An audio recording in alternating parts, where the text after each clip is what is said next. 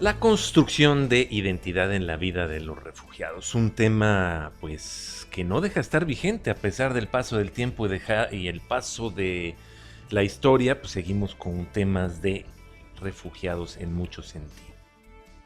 Yo soy Armando Reigadas, esto es Conexionistas y está conmigo Edgar Rodríguez. Armando, amigos de Conexionistas, ¿cómo están? Pues hoy vamos a explorar esa línea de cómo un refugiado deconstruye sentido de pertenencia, de saberse si el refugiado es de algún lado. Y en este fenómeno, como ya dijo Armando, que no termina y que sigue. Hoy tenemos una experta de lujo, quédense con nosotros. Conexionistas, una entrega más, yo soy Armando Reigadas y bueno, está con nosotros una invitada pues llama mucho la atención, nacida en China pero de nacionalidad chilena. Ella llega a México con el exilio chileno y bueno, pues ha dedicado su vida prácticamente a esto. Estudió en el Colegio Madrid, sede prácticamente del exilio español y bueno, pues experta en este tema, ¿no? Edgar, ¿cómo estás? Buenos días. Armando, ¿qué tal? Hoy está con nosotros Rocío Arnal Lorenzo y cuando hablamos de que ella es experta no es solamente porque es estudiada, sino porque ella representa en carne viva, ha vivido de manera cercana, muy cercana, el tema del refugio y del exilio. Rocío, ¿qué tal? ¿Cómo estás? Hola, buenos días, ¿cómo están? Gracias por acompañarnos, Rocío, y por Un lujo. regalarnos un tiempo. Y bueno, qué envidia, estamos conectando contigo y tú estás viviendo en Tarragona. Cuéntanos un poco de ti. Sí, sí, yo vivo en Tarragona desde hace, 7 años más o menos. Eh, bueno, mi vida ha sido un poco viajar de aquí para allá. Nací en China, efectivamente mis papás estaban trabajando allá y allá nací, pero estuve solo 5 meses en China. Después nos fuimos a Chile porque mis papás son chilenos. Bueno, mi mamá murió hace un par de años, año y medio. Eh, Después con el golpe de estado nos fuimos, mi mamá, mi hermano y yo nos fuimos a México exiliados. Mi madre estuvo en la embajada mexicana, que se hacía normalmente, saltaban la pared, la barda, a la embajada y ahí se quedaban hasta que les daban el salvoconducto para poder salir. Y salió ella con nosotros dos. Mi hermano tenía 5 años y yo 7. En México estuvimos 10 años, estudiamos en el Colegio Madrid y después nos vinimos a Barcelona a vivir porque a mi mamá le dieron trabajo en la universidad. Mi mamá era bióloga y aquí, pues lógico, me encontré un mexicano, me casé con él y me fui a México de regreso. Allá estuve 20 años, me separé, me divorcié y pues me vine para acá porque me enamoré perdidamente de un español. Y aquí estoy desde hace 7 años. Ah, qué maravilla. Sí. Oye, Rocío, a ver, cuéntanos, me parece, y tú tienes la última palabra en esta conversación, que este asunto del sentido de pertenencia, cuando, y en tu caso que bueno, vienes de dos países, China no lo contamos porque estabas muy pequeña entonces, pero ¿qué tan importante, cómo el sentido de pertenencia puede representar un motor o un freno, ¿no? Para la construcción no solamente de presente sino de futuro de las personas que migran de un país a otro por causas de refugio, de persecución política, de distintos temas. ¿Cómo se construye esta identidad, Rocío, y qué tan relevante es para la vida de un refugiado? Mira, yo puedo hablarte de los refugiados políticos, que es lo que yo estudio. Hay otros tipos de refugiados, los económicos, los exiliados de guerra también, pero la característica de los exiliados políticos es que son perseguidos por el gobierno que está en ese momento, ¿no? En el caso tanto de los refugiados españoles, que son los que yo me dedico al estudio de ellos, sobre todo a las mujeres, y a los latinoamericanos, a raíz del Colegio Madrid, para mí el hilo conductor de todo esto es el Colegio Madrid, donde llegaron los refugiados españoles, fundaron el colegio, sus hijos estudiaron ahí y pues como se quedaron, pensando que iban a volver, pero al final se quedaron, resultó que nos recibieron a todos los exiliados latinoamericanos. Primero nosotros los chilenos, después los argentinos y después los uruguayos. La verdad es que nosotros vivimos en una situación muy excepcional, porque ya llegamos, podríamos decir que aterrizamos en blandito, porque ya tenían ellos la experiencia, los españoles, de la adaptación. Es distinta la adaptación que ellos tuvieron en los años 30, 40, llegaron en el año 39, a nosotros que llegamos en el 73, 74. Ellos, pues por ejemplo, a ellos les dieron la nacionalidad inmediatamente y eso también te da un arraigo. Y llevan muchísimos años ahí. Eso también es una cosa que es importante decirla, ¿no? Ya tienen varias generaciones ahí. Pero es curioso cómo uno es como moldeable. No sé muy bien si eso pasa con las otras migraciones. Yo creo que un poco sí. Los hijos o la gente que llegó pequeña se adapta a la sociedad mexicana, pero en sus casas y en el núcleo español se comportan totalmente de otra manera. Eso es muy curioso. Y a nosotros nos pasaba lo mismo. Incluso nosotros cambiábamos de acento. Si nosotros hablábamos con la familia o con chilenos, cambiábamos el acento, hablábamos como chilenos. Y si hablábamos como mexicanos, pues la gente no sabía que éramos extranjeros, por ejemplo, ¿no? Eso es una cosa muy curiosa.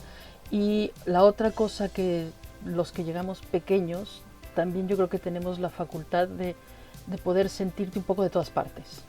O sea, yo me siento muy chilena y también tengo mucho de mexicana. A pesar de que en mi casa no se comían tortillas, no se comía comida mexicana, solo cuando era una cosa excepcional. Pero tanto mi hermano como yo nos sentimos mexicanos también. Eso es una cosa muy curiosa. Incluso una anécdota, pues muy bonita, que mi madre, cuando nos vinimos a vivir a Barcelona, cada vez que escuchaba el himno mexicano lloraba de emoción. O sea, era una cosa que ella nunca se sintió mexicana, pero se sentía muy bien ahí, y sobre todo el agradecimiento, ¿no? de que ahí llegamos a formar una familia, tuvimos un hogar, y muchos mexicanos se convirtieron en parte de nuestra familia. Uy, qué lindo, sí. Sí, sí, la verdad es que es una cosa muy bonita. Yo puedo contar anécdotas. Nosotros llegamos a México, estuvimos primero en un hotel, el gobierno mexicano nos asignaba un hotel, y de ahí nos fuimos a Jalapa, porque mi mamá tenía un amigo en Jalapa y trabajaba en el Teatro del Estado. No sé si conocen el teatro de Jalapa, ¿no? Y había una chica que trabajaba ahí que prácticamente nos adoptó. Y entonces nos llevaba a comer a su casa y estábamos todo el día con ellos. Y pues se convirtieron hasta ahora en nuestra familia. Realmente es esa sensación de llegar a un lugar en que todo te es fácil, por lo menos en nuestro caso. La verdad es que yo nunca sufrí el exilio como una tragedia, sino todo lo contrario. O sea, sí, dejé familia, dejé primos, dejé a mi papá, los abuelos, pero en los mexicanos y en el entorno también español y chileno y argentino, pues tuve familia, una familión enorme, ¿no? Primos, tíos, pasábamos las navidades con los amigos, o sea, nos convertimos en parte de ellos, y eso es una maravilla. Oye, yo siento que las dos migraciones y después la que comentas, uruguayos y argentinos, pero siento que todos ellos, desde el 36, que fue la de los españoles, hasta las épocas de los 70, todos ellos fueron recibidos de forma muy, pues ahora sí que amable, ¿no? Fueron recibidos con cuestiones de amistad, con cuestiones de apoyo, con cuestiones de que se abrían las puertas, a los españoles les dieron la nacionalidad, etcétera, etcétera, etcétera. Sin embargo, esto creo que ha cambiado, ¿no? A mí me gustaría tomarlo con los tiempos actuales, ¿no? Ahorita estamos sufriendo una situación de refugiados, pero refugiados, aunque no son políticos, son de tipo gente que va huyendo de sus propios países. Estamos hablando de los hondureños, estamos hablando de la gente que viene de Nicaragua, de Guatemala, etcétera, etcétera. ¿Cómo ves las reacciones negativas por parte de los mexicanos? Es decir, este tipo aunque nomás van de pasar en la mayoría de los casos, ¿qué, qué ha cambiado de la época de los españoles, de la época de ustedes, los chilenos, de la época de los sudamericanos, a estas épocas? ¿Por qué es diferente? Yo creo que el tipo de migración es totalmente distinta. Piensa que tanto los españoles como los chilenos, argentinos y uruguayos llegaron a las universidades. Y yo creo que eso no era un exilio, no era una migración económica. Y yo creo que eso cambia mucho. Y ahora yo creo que eso lo hablaba un día con mi hermano, en los años 70, hasta los años 70, todavía México era un país, o la gente era muy solidaria en el sentido de que ellos tenían una infraestructura social, una infraestructura de Estado que tenía todavía un bienestar social. No sé si me explico, o sea, la riqueza, había muchos pobres, obviamente, y la pobreza en Latinoamérica siempre ha sido tremenda, pero yo creo que había un bienestar social y económico que ahora ya no existe. O sea, ahora la gente pues se muere de hambre, ¿no? Y se muere de hambre de diarreas, y se muere de hambre y se muere de enfermedades que aquí, por ejemplo, en Europa, pues nadie se moriría, ¿no? Y claro, si tú llegas como emigrante a quitar me imagino yo que es lo que piensan, ¿no? Es bueno, me van a quitar el trabajo o lo poco que tengo. No sé, yo me imagino un poco que es la crisis económica que ha habido desde los años 70 para acá, pues te hace un poco más individualista, un poco más egoísta en el buen sentido, ¿no? O sea, de defender lo poquito que tienes. Yo eso lo entiendo en Latinoamérica, aquí en Europa no lo entiendo. Bueno, sí, aquí tenemos un caso mucho más terrible, ¿no? El europeo. Exactamente. O sea, que aquí la gente rechace tanto la migración cuando es la que hace los trabajos más peor pagados, los trabajos que los europeos no quieren hacer, pues no lo entiendo. Pero también es verdad que lo que la gente o el sector de la población que fomenta eso es la gente más acomodada, la gente la extrema derecha, que aquí en Europa está en auge en este momento, ¿no? Oye, Rocío, en este andar de escuchando, vamos, que hay distintas formas también de ser recibido, cambian las circunstancias económicas, ¿no? Un poco esto que señalabas con la pregunta de Armando. En este bagaje que tiene la persona que es refugiada, de la manera de resolver su realidad el día con día, ¿hay algún punto, algún momento en el que se asuma una asimilación total en el país donde estás? Entiendo que, bueno, también podrá haber circunstancias en donde, bueno, si tienes antecedentes negativos de donde vienes, pues quizás no quieras recordarlo nunca.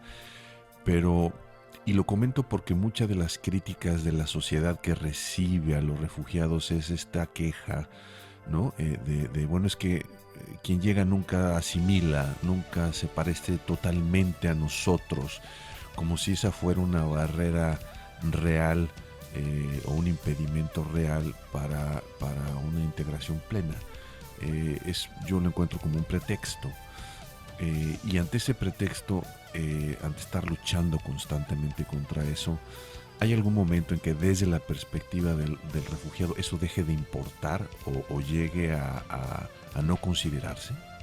Yo por lo que conozco y lo que he estudiado, uno no deja de ser nunca del otro lado. O sea, siempre tienes algo, incluso las siguientes generaciones siguen manteniendo las raíces. Yo creo que eso es, pero yo quiero pensar que eso es parte mismo del ser humano. O sea, tú incluso como mexicano, pues siempre estás atado a tus raíces. Si eres de un pueblito, o la forma de comer de tal lugar, yo creo que esas son cosas inherentes del ser humano. Entonces, pues por muy bien que te sientas en un país, por muy bien que te adaptes, siempre va a quedar esa parte de tus raíces, sobre todo si las llevas bien, si estás en armonía con esas raíces, ¿no? Supongo que la gente que tiene rechazo absoluto de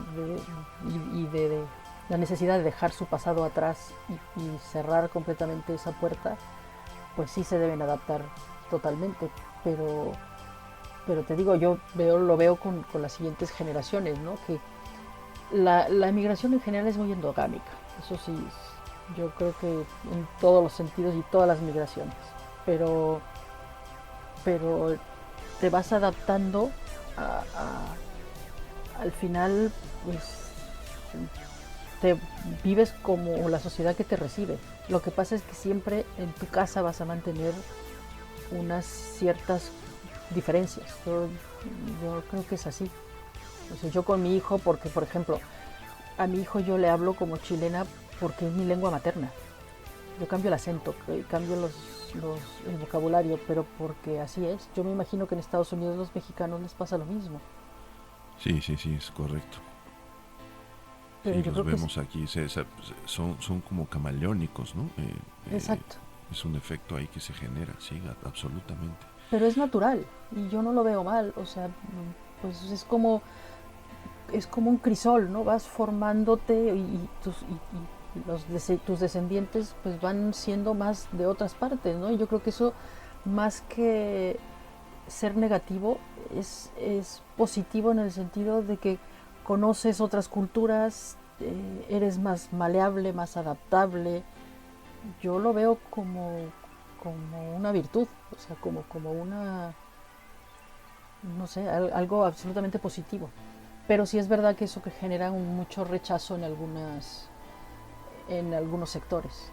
El que tú no niegues tu pasado o tus raíces y te adaptes totalmente. Yo me he encontrado con gente así. Exacto, como si el boleto de entrada a la nacionalidad fuera negar lo que eres, ¿no? Un poco. Es decir, sí puedes ser de aquí, pero para hacerlo no puedes pensar en que tienes ningún tipo de añoranza ni de vínculo con tu pasado, bueno, lo cual no coincido con ello y francamente me parece un poco inentendible, ¿no? Claro, pero piensa que si hay gente que nunca ha salido de su lugar de origen, pues también es difícil entender que uno se comporte de otra manera, ¿no? O sea, pero para mí es totalmente positivo el que, o sea, lo veo en mi familia, ¿no? Mi familia somos de todas partes. La verdad es que yo tengo familia en Francia, mi hijo tiene un hermano ruso, o sea, es como que todo el mundo es así como, pero bueno, reconozco que mi familia es el exilio, los exilios políticos son un poco así también, ¿no? Ok.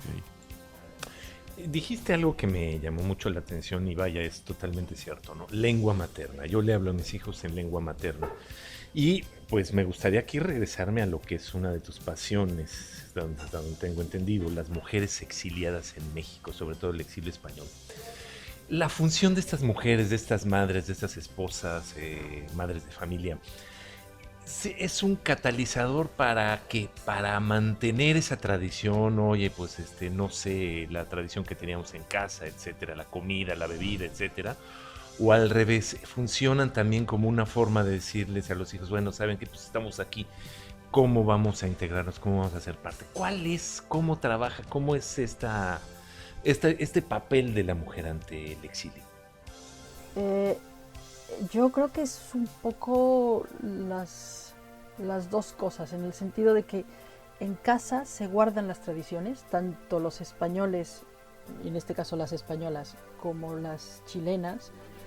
En casa se guardan las tradiciones, se come de una manera, se habla de una manera, pero al mismo tiempo, en los dos casos, cuando salen los niños, los empujan a adaptarse a la sociedad.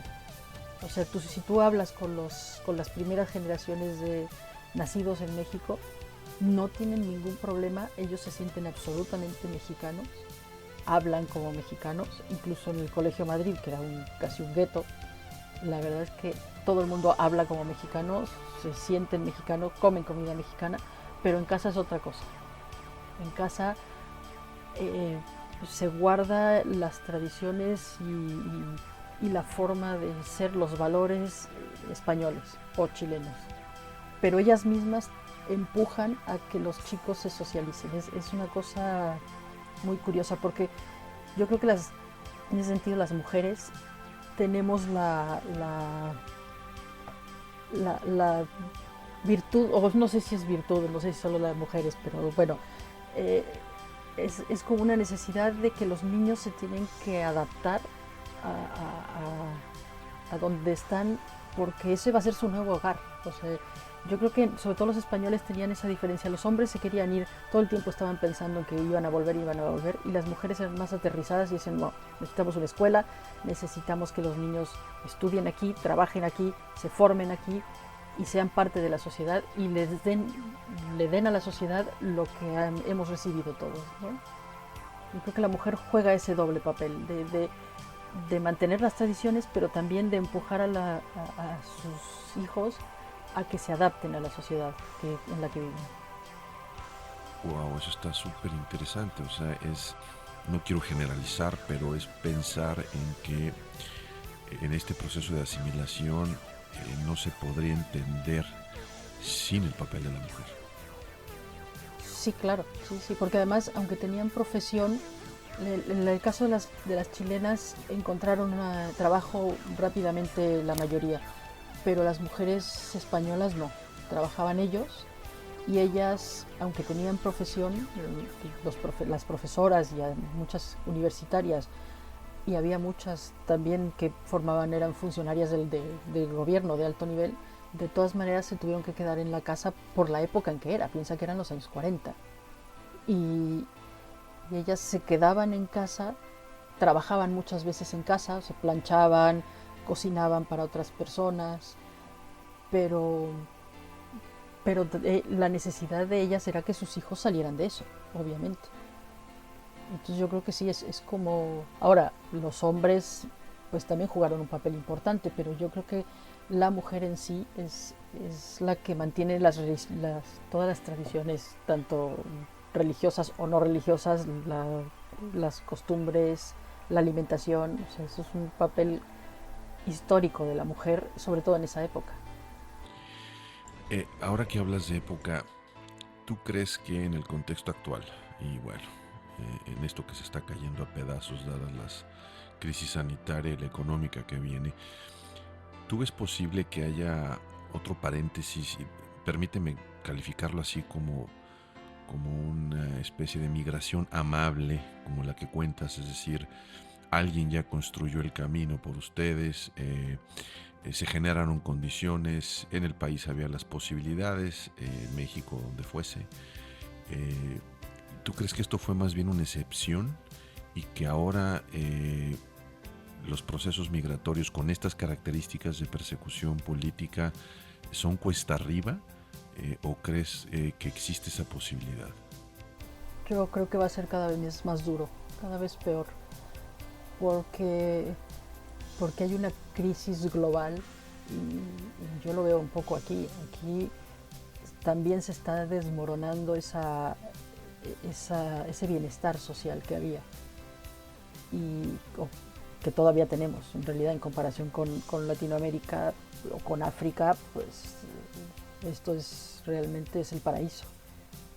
Y los europeos, en este caso, o los mexicanos que ya tienen una forma de vivir y aunque tengan poco, algo tienen, es lo que te decía hace un rato, es el miedo a perder lo poco que tienen, ¿no? Yo creo que es muy difícil ahora una migración amable, muy complicada porque son otras condiciones, el problema es económico. Cuando el problema es económico es salvaje. Yo creo que sí. Perfecto.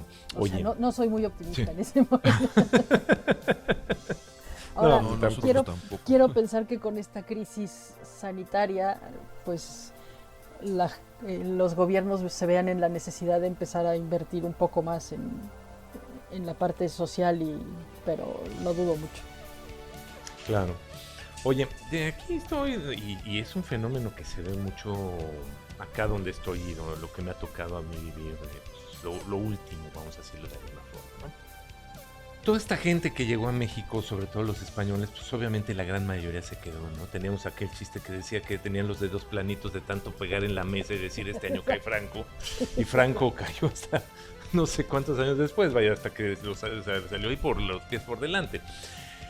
A lo que voy es que, bueno, pues esta gente tuvo una primera generación, esa primera generación tuvo una segunda generación, vaya, se quedaron aquí en México, se transformaron en mexicanos, pero nunca perdieron esa historia que traen detrás, ¿no? Y hoy por hoy tú pasas enfrente de la Embajada de España y te encuentras con una cola de gente que son obviamente hijos de estos refugiados o nietos o bisnietos, y también de otros grupos de gente que llegaron después, no todos llegaron por el exilio español, pero en un momento dado sacando ese salvavidas del que platicábamos hace rato, ¿no? Un pasaporte que en un momento dado los puede llevar de regreso. Vaya, lo que estoy viendo yo es una especie de migración, una especie de exilio, pero en sentido contrario. ¿Tú crees que en un momento dado empecemos a vivir eso? Es decir, que esas generaciones que tienen un antepasado que llegó con el exilio tenga que recurrir a este exilio otra vez. Yo creo que hacia acá, dices tú, sí. Sí, de regreso a España en Sí. el caso en específico, ¿no? Sí, sobre todo por la situación económica y social que se vive en México. Yo conozco muchísima gente que quiere volver para acá, o no quieren volver porque no son españoles, bueno, son españoles por pasaporte, pero nacieron en México, y sí, hay muchísima gente, incluso gente que tiene mi edad, que lo único que quieren es que sus hijos se vayan, pero no porque sean desarraigados o porque no se sientan bien en México, no se sientan mexicanos, sino simplemente por la situación económica y social que hay. Sí, por la misma razón que vinieron, pues la misma razón que los impulsa a irse, mejorar el estilo de vida, mejorar tu vida. Sí, lo que pasa es que la diferencia es que aquí había una guerra y allá pues es lo mismo que les pasa un poco a los centroamericanos, ¿no? Que lo que quieren es simplemente poder vivir, o sea, con un mínimo, pero poder vivir. Hay muchísima gente, sin duda alguna. ¿Y cómo lo reciben allá? ¿Cuál es la reacción de la gente al decir, bueno, pues ahora ya se quieren regresar? Si son españoles, la gente en general no tiene ningún tipo de rechazo. Si son españoles o latinoamericanos, quizá si son latinoamericanos, ya hubo una migración muy grande latinoamericana y se tuvo que ir en la crisis del 2008. Se volvieron a sus países porque no podían vivir aquí por problemas económicos. Pero ahora, pues es que son españoles, es mi caso, por ejemplo. O sea, yo no tengo problemas de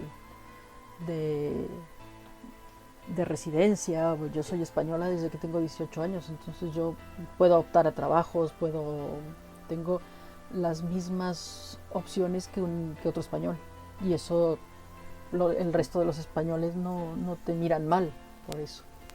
Si eres extranjero, si no tienes estudios, si vienes en una barca como vienen los africanos, pues sí, hay mucho rechazo y hay mucho rechazo al pobre. Hay una palabra que no recuerdo cómo se llama, cómo se dice, pero es un rechazo a la pobreza. Eso es muy duro. Entonces hay, digamos, en el pasaporte también hay un sello inevitablemente, ¿no?, que te distingue y que está determinado por el lugar de la actividad económica donde te insertes. Claro, bueno, sí, lo que pasa es que, bueno, pues eres nacional, es como cuando llegas a México y has vivido toda tu vida afuera. Ajá. Y eres mexicano, pues eres mexicano, la gente no te va a recibir con rechazo. En cambio, si tú llegas con un pasaporte guatemalteco o un pasaporte de Honduras, pues sí vas a ser rechazado. Como aquí sí llegan los marroquíes o llegan los africanos o el resto de África también. Claro. Un fenómeno que a mí siempre me ha interesado es el de la construcción de red, de vínculos de soporte, de vínculos de apoyo, para diversas cosas, desde para hacer negocios hasta para, digamos, vivir en un piso. ¿Hay alguna diferencia entre las redes que se construyen entre refugiados con las de cualquier otro? ¿O operan bajo la misma dinámica o tienen algún ingrediente especial que las haga distintas? Mira, de los dos casos que yo conozco y que he estudiado, hay una organización estatal. O sea, tanto los refugiados españoles como los chilenos llegamos con toda una infraestructura que daba el gobierno mexicano.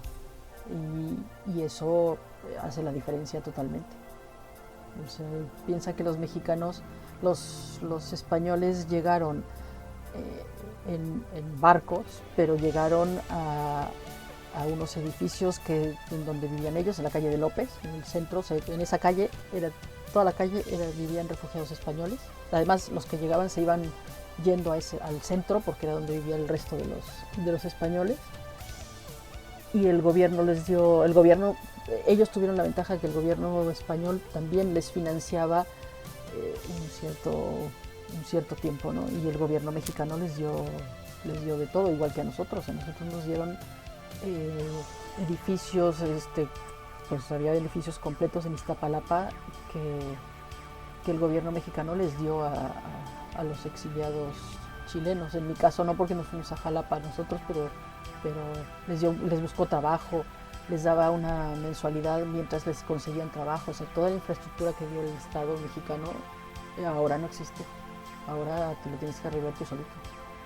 Y hablando un poco de, más bien haciendo a un lado el soporte del Estado y pensando en las comunidades de chilenos, de españoles, argentinos, etcétera, ¿no? En esa construcción que ocurre sin la mano del Estado, esa, por ejemplo, se pierde en el momento que te vas integrando, es algo que se conserva para siempre. Es decir, por ejemplo, tú tendrías, digamos, esta red, digamos, lista para cachar a alguien de chilenos que vivan en México aún, o es algo que se va diluyendo con el tiempo y en la medida que la edad, las circunstancias económicas, es algo que solamente existe en los primeros años en donde llegas a un país, o cómo opera esto? En nuestro caso, los españoles los sudamericanos, pues en realidad seguimos manteniendo esas redes. O sea, eso sin duda alguna, pero es muy endogámica. O sea, la verdad es que, mira, mi hermano, por ejemplo, estudió en Barcelona historia, y después de que terminó la carrera, yo ya vivía en México cuando él regresó a México, y pues tuvo entrevistas con exalumnos del Colegio Madrid sin conocerlo. Le decían, sí, eres del Colegio Madrid y con este currículum, perfecto, y le dieron trabajo en la Universidad de Puebla pues precisamente porque era del Colegio Madrid, porque tenía un currículum, bueno, por el currículum obviamente también, pero por las redes que se formaban, por supuesto que sí, y todavía existen. Yo creo que esas redes, incluso ahora, si alguien del entorno se queda sin trabajo, con problemas económicos, existe la red tanto de latinoamericanos, de exiliados latinoamericanos o españoles y sus descendientes, ya a estas alturas, porque son todos descendientes, te ayudan sin duda alguna. Sí. Yo creo que esas redes se van a mantener por generaciones. Porque además, al ser tan endogámicos, piensa que los hijos de los refugiados españoles, yo estudié con ellos. Mi hijo estudió con los hijos de ellos. Entonces se van creando redes por generación también. Ok, es un ciclo que se repite mientras exista la voluntad de mantener, por así decirlo, el punto de vínculo, que en este caso era el Colegio Madrid. Claro, pero es que el vínculo es el Colegio Madrid y el exilio, pero tú vas creando unos vínculos personales con esa gente. O sea, vas haciendo amistad con ellos, claro. Y tus hijos van... Pues es un poco como en todos lados, yo creo, sí. ¿No? O sea, los padres se juntan y los hijos pues terminan siendo amigos, y los nietos terminan siendo amigos. Claro. Es como la sociedad, pero en chiquito, ¿no? Es un poco... Pero los lazos, yo creo que la diferencia es que hay un lazo, los lazos son de solidaridad en todo sentido. Y de hecho, Sí, perdón. no, de hecho es un poco también como trabajan pues, muchas otras comunidades, ¿no? Los libaneses, los propios judíos también tienen ese tipo de redes en las cuales pues entre todos se ayudan unos a otros y creo que algunas de ellas incluso hasta generaron lo que hoy conocemos como el Club Asturiano de la Ciudad de México, pues es una red que organizó pues un lugar donde se encontraban los que venían prácticamente del mismo pueblo, ¿no? Lo que sí hicieron mucha diferencia los exiliados republicanos fue con los gachupines. O sea, ellos eran diferentes. Ah, claro, sí, Pero porque los entonces, otros eran... precisamente me acordé por el asturiano, porque en el Club España, que es el que está en Insurgentes, ahí van los descendientes de los descendientes de los gachupines, por decirlo de alguna manera muy fea, pero es que... Y el asturiano, en general, van los exiliados, los descendientes de los exiliados. Es curioso eso. Nosotros no teníamos ningún club, eso sí. No, y en cierta forma pues era la situación, ¿no? Porque a los que tú llamas gachupines pues eran los que llegaron a México por otro tipo de cosa, ¿no? Llegaron a trabajar, llegaron en el transcurso y llegaron después, pero era gente que venía con otro objetivo y era otra extracción y venía otra cosa. Sí, cuenta, sí, ¿no? sí. Y además estaban en general en contra de los refugiados españoles, también. Era gente mucho más conservadora y sí hubo ahí un choque fuerte. Claro, sí, es que al final de cuentas no dejamos de ser seres humanos, ¿no? Exactamente, sí. Oye, Rocío, interesante todo lo que nos acabas de platicar y pues como comentábamos hace rato, el tiempo nos come, el tiempo tiende a ser nuestro peor enemigo. Sí. ¿Cómo te contactamos? ¿Cómo podemos hacer conexión contigo? ¿Tus redes sociales? ¿Dónde te podemos seguir? Sobre todo en LinkedIn, porque yo la verdad es que Twitter no... Creo que tengo 10 personas, no lo uso para nada, es que a veces. Y el Facebook también lo tengo así como muy para la familia y los amigos. Pero en LinkedIn no hay ningún problema. En LinkedIn sí. Edgar, no sé si tú tengas algo que agregar. Rocío, nada más a manera de resumen. Y para despedirnos con esta experiencia que tienes con la gente que has platicado, con las redes que has hecho, con la conversación que es en gerundio, esta conversación que continúa, ¿qué te quedas? Cuando ves en retrospectiva lo que has recorrido y lo que te falta por recorrer, ¿qué te quedas de aprendizaje más grande en este tramo del camino del refugio?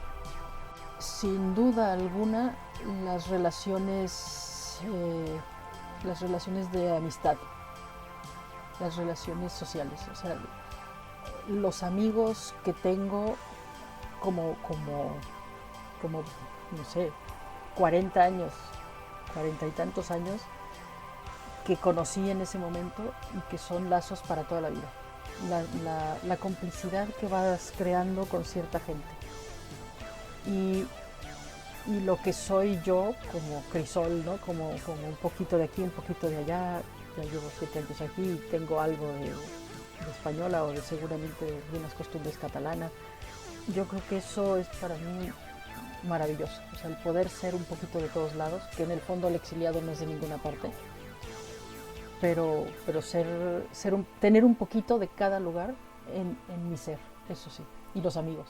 Pues más que nada, darte las gracias, Rocío, por platicar con nosotros, hacerte una atenta invitación pues, a que en un futuro podamos retomar este tema tan interesante que es pues la migración, el exilio, gente que tiene que abandonarlo todo para irse a otro lado. Yo soy Armando Reigadas y esto fue Conexionistas. La música Alejandro Saborit, ahí lo pueden encontrar en YouTube. Su canal se llama Alejandro Saborit. El diseño es de Sofía Reynoso. Ella la pueden encontrar en Facebook, Sofía Reynoso diseño gráfico. Y síganla en Sofía Reynoso MX en Twitter. Y conecta con nosotros. En Twitter somos @conexionistasmx y en Facebook /Conexionistas MX. Nuestro canal de YouTube es Conexionistas México y sobre todo pueden seguir estas transmisiones, seguir estos podcasts en Spotify y en iVoox. Yo soy Armando Reigadas, muchas gracias.